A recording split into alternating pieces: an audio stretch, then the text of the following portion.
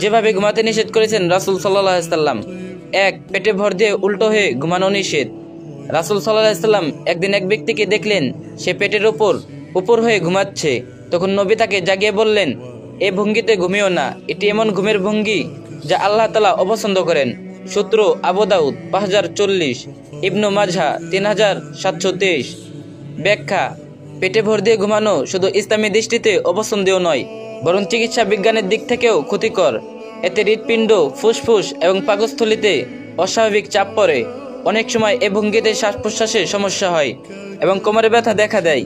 নবী আমাদের এমন অভ্যাস থেকে দূরে থাকতে বলেছেন, কারণ ইসলাম সর্বদা মানুষের কল্যাণ চায়। ২. লজ্জাস্থান উন্মুক্ত রেখে বা নগ্ন অবস্থায় ঘুমানো নিষেধ। রাসূল সাল্লাল্লাহু আলাইহি সাল্লাম বলেছেন, তোমাদের কেউ যেন কাপড় ছাড়া নগ্ন অবস্থায় না ঘুমায়। সহিহ মুসলিম 3887। ব্যাখ্যা: ইসলামের লজ্জাশীলতা, হায়া একটি অত্যন্ত মূল্যবান গুণ। একজন মুসলমান একা থাকলেও নিজেকে পর্দায় রাখবে। নগ্ন অবস্থায় ঘুমানো আল্লাহর উপস্থিতিতে ও ফেরেশতাদের সম্মান বিবেচনায় শালীনতার পরিপন্থী।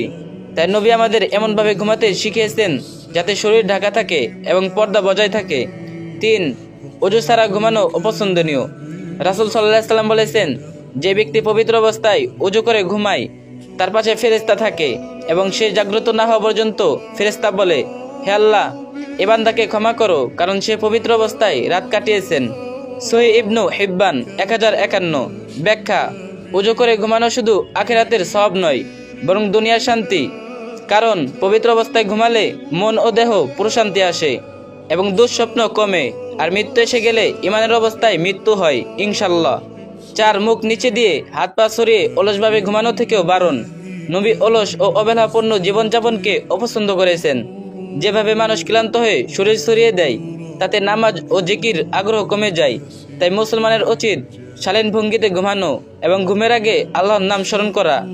রাসূল সাল্লাল্লাহু আলাইহি সাল্লাম যেভাবে ঘুমাতে বলেছেন: ১. ডান কাতে ঘুমানো।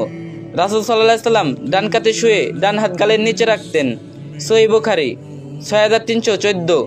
২. ঘুমের আগে দোয়া পড়া।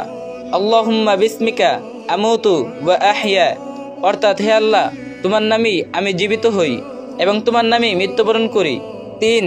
সূরা ইখলাস, সূরা ফালাক ও সূরা নাস পড়ে নিজের শরীরে ফু দেওয়া। সহিহ বুখারী 5017।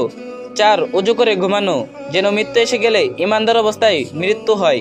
ইসলাম শুধু ইবাদত নয়, জীবনের প্রতিটি দিক দিয়েই শিক্ষা দিয়েছেন, এমনকি ঘুমানোর ভঙ্গি সম্পর্কেও।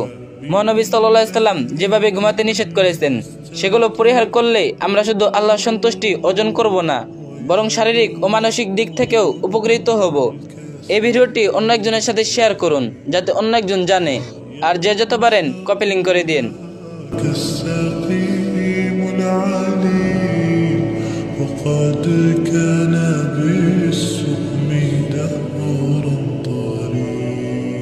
ঘরের বাইরে একজন নারীকে পুরুষ কিভাবে দেখে? একজন নারী যদি জানতো পুরুষ তার দিকে কিভাবে তাকায়, তাহলে সে কাপড় দিয়ে নয়, বরং লোহা দিয়ে নিজের পোশাক তৈরি করত। হযরত আলী রাদিয়াল্লাহু তাআলা আনহু ঘরের বাইরে বের হওয়ার একজন নারী যেন সমাজের আয়নায় নিজের প্রতিচ্ছবি খুঁজতে যায়, অথচ সেই প্রতিচ্ছবির চারপাশে লুকিয়ে থাকে কিছু হিংস্র চোখ, যারা নারীকে মানুষ হিসেবে দেখে না, বরং শিকার ভেবে তাকিয়ে থাকে। বাস, রাস্তাঘাট, অফিস, বাজার, প্রতিটি জায়গাতেই এই চিত্র স্পষ্ট। একজন নারী স্বাভাবিকভাবে হাঁটছেন, অথচ আশেপাশের কিছু পুরুষ তার প্রতি এমন দৃষ্টি ছুড়ে দেয় যেন সুযোগ পেলেই তাকে গ্রাস করবে।